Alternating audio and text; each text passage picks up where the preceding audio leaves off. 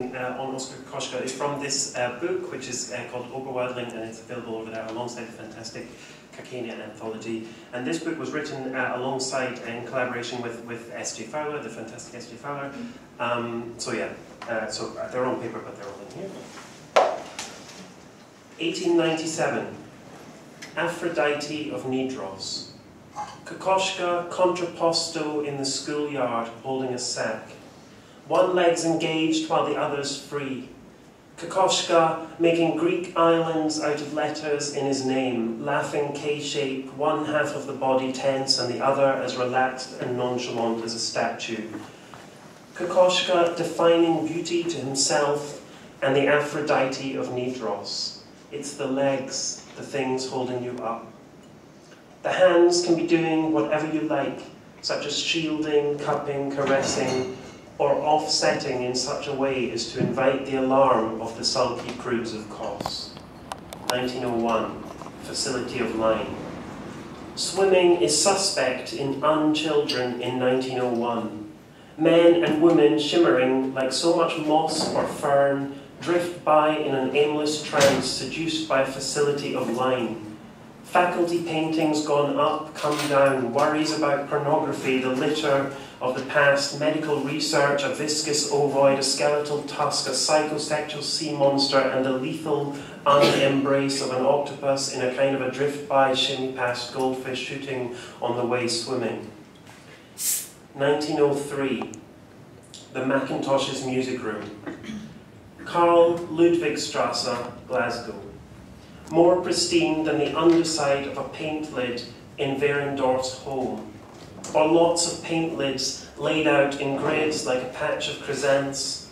Macintosh's comment was succinct and followed an angled and leaning precursor, a fire tongue, a negative space to upset and strangle out of itself, a firebrand, hard-edged, anti-smog Zimmer in which to play and listen to echoes of 120 Main Street bouncing in and out of the Werkstätte and the succession like the edges of a waxed moustache caught in a tremor. 1919, Still Life with Puto and Rabbit.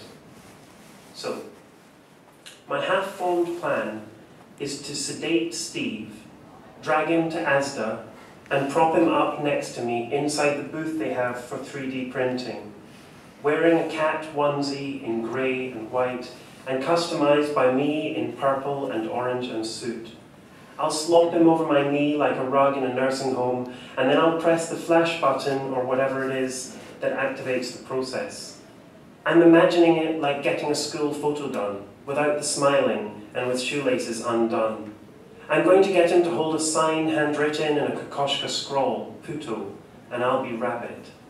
He'd come willingly probably, but I'm keen on getting a glazed expression, frosty and crusted with days, like a great big pile of date code expiring donuts stacked in a crate by the entrance for £1. 1925, Klo Veneersborgval, and this begins with a quotation from a review of a Kokoschka exhibition at the Tate in London. Some of Kokoschka's landscapes look like nothing on earth, save perhaps a fairile pullover run up by a tipsy knitter. Great stop soul pet bursts in a hulking spud sprout canal teeming through smokily turquoise in the clouds, rehousing the gnaw of ages, thawed translucent, kept intact, a nerve centre, a poet's theatre of pain, a ballet of trying to find the right sleeve for the left fist. And just two more. 1945, Private Property. My resistance, a weary, reddened egg. A blood-stained oof is difficult to look at, was meant to be, but in a different way. And private property, allegory is second nature, and impossible at that, is broken. This awkward, frustrated schematic, a resistance to cracking and further abstraction, the bailout, the clown's hat, the smug grill lines of the cat, needs going over. It makes you want to choke, but what sort of hat do interlocking systems of capitalist greed and gutlessness wear? Some poems and paintings intentionally lost to preserve the integrity of the whole.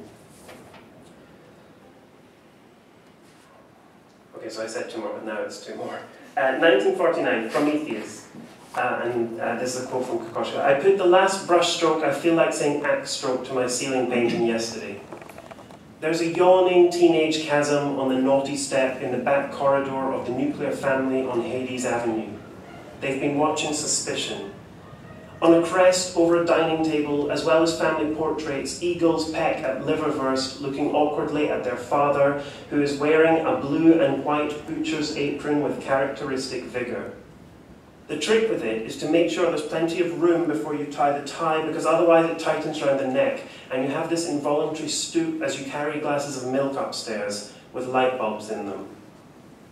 1957. Kokoschka invented the Sputnik.